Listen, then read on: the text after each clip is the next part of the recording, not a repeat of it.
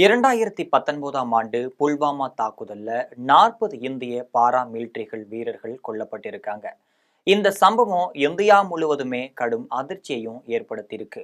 புல்வாமா தாக்குதலுக்கு பதிலடியாக தான் பாகிஸ்தான் ஆக்கிரமிப்பு காஷ்மீரில் இருக்கக்கூடிய தீவிரவாத முகாம்கள் மீது இந்திய விமானப்படை தாக்குதலும் நடத்தியிருக்கு.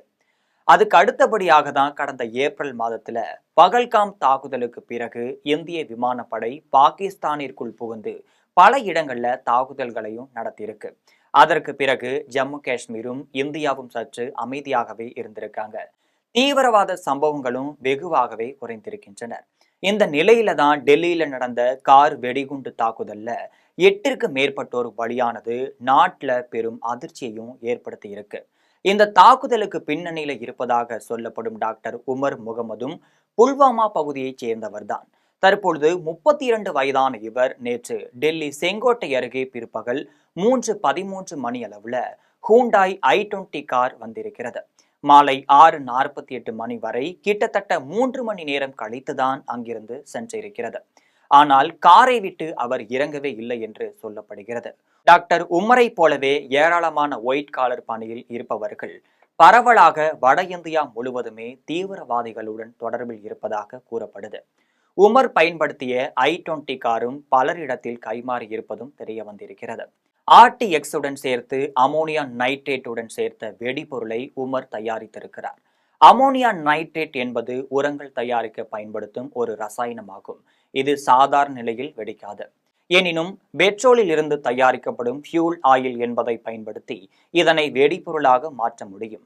இதனை தான் அமோனியா நைட்ரேட் எரிபொருள் எண்ணெய் என்கின்றார்கள். பாறைகளை உடைக்கவே இந்த வகை முறை பயன்படுத்துவார்கள். இந்த சம்பவம் குறித்து விசாரணை நடத்தி வரும் அதிகாரி ஒருவர் CCTV காட்சிகளை ஆய்வு செய்த போது உமரிடத்தில் எந்தவிதமான குழப்பத்தையோ பதற்றத்தையோ காண முடியவில்லை. யாருடனும் பெரிதும் பேசி பழகாதவர் போல காணப்பட்டார் என்றும் தெரிவித்திருக்காங்க. முன்னதாக ஃபரிதாபாத்தில் டாக்டர் அதீர் அகமது, டாக்டர் முஜமில் அகமது ஆகியோரிடத்தில் இருந்து 380 கிலோ அமோனியா நைட்ரேட் பறிமுதல் செய்யப்பட்டிருக்கு. பிற இடங்களையும் சேர்த்து மொத்தம் 2090 கிலோ அமோனிய நைட்ரேட் கைப்பற்றப்பட்ட சில மணி நேரத்துல இந்த குண்டுவெடிப்பு நிகழ்ந்திருக்கு. இவர்கள் இருவரும் டாக்டர் உமர் முகமது பணியாற்றிய அதே அப்போலோ மருத்துவமனையில் தான் டாக்டர்களாக பணியாற்றி வந்திருக்காங்க என்பது குறிப்பிடத்தக்கது. தனது கூட்டாளிகள் இருவரும் பிடிப்பதை அடுத்து பர்தீபாத்தில் இருந்து தப்பிய உமர் டெல்லிக்கு வந்து இந்த தாக்குதலையோ நடத்தியிருக்கலாம் என சந்தேகிக்கப்படுகிறது. முதல்ல அதிக மக்கள் நெருக்கம் நிறைந்த சந்தை பகுதியான சாந்தினி சவுகில் காரை வெடிக்க வைத்து ஏராளமான மக்களை கொல்ல வேண்டும் எனதான் உமரின் நோக்கமாக இருந்திருக்கிறது. ஆனால் பாதுகாப்பு காரணமாக அவரால் அங்கு போக முடியவில்லை. தொடர்ந்து செங்கோட்டை அருகே குண்டுவெடிப்பை நிகழ்த்தியதாக தெரிய வந்திருக்கிறது. தீவிரவாதிகள் என்றால் காடு மலைக்குள் கையில் துப்பாக்கியுடன் தான் இருக்க வேண்டும் என்பது இல்லை. தற்பொழுது தீவிரவாதம் ஒயிட் காலர் ஜாப்பில் இருப்பவர்கள் கைக்கு மாறியுள்ளதும் உறுதி செய்யப்பட்டிருக்கிறது. இந்த சம்பவத்துல தொடர்புடைய 3 பேரும் டாக்டர்கள். மூவருமே ஜெய்ஷ்-இ-முகமது அமைப்புடன் தொடர்பில் இருப்பதும் கண்டுபிடிக்கப்பட்டிருக்கிறது. ஃபரிதாபாத்தில் மற்ற இருவர் பிடிபட்டு விட டெல்லியில் குண்டுவெடிப்பை நிகழ்த்தியதாக கருதப்படும் டாக்டர் உமர் முகமது மட்டுமே இன்னும் பிடிபடாமல் இருக்காரு. இவர்கள் தவிர லக்னோவை சேர்ந்த பெண் டாக்டர் சாஹின் சாகித் என்பவரும் பிடிபட்டிருக்காரு. மக்களின் உயிரை காக்கும் உயரிய பணியில் அர்ப்பணித்துக் கொண்டவர்கள். ஆனால் இவர்களே தற்பொழுது கொத்து கொத்தாக மக்களை கொல்ல துணிந்திருப்பதுதான் கடும் அதிர்ச்சியையும் மக்களிடத்தில் ஏற்படுத்தியிருக்கு. மேலும் ஜெய்ஷ்-இ-முகமது அமைப்பு இந்தியாவில் இயங்கி வரும் மைனாரிட்டி கல்வி நிலையங்களில் படிக்கும் மாணவர்களை மூளை சலவை செய்து பணியில் ஈடுபட்டுள்ளதாகவும் தகவல் வெளியாகியிருக்கிறது.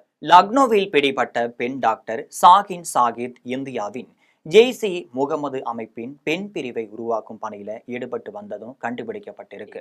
இந்த அமைப்பின் பெயர் அமண்டா அல் மோனண்டா என்பதாகும். ஜெய்ஷ்-இ-முகமது அமைப்பின் தலைவர் மசூத் அசாரின் சகோதரி சாயித்தியா அசார் தான் பெண்கள் பிரிவுக்கு தலைவர் ஆவார். இவரது கணவர் யூசாப் அசார் கந்தகார் விமான கடத்தலுக்கு மூளையாக செயல்பட்டிருக்காரு.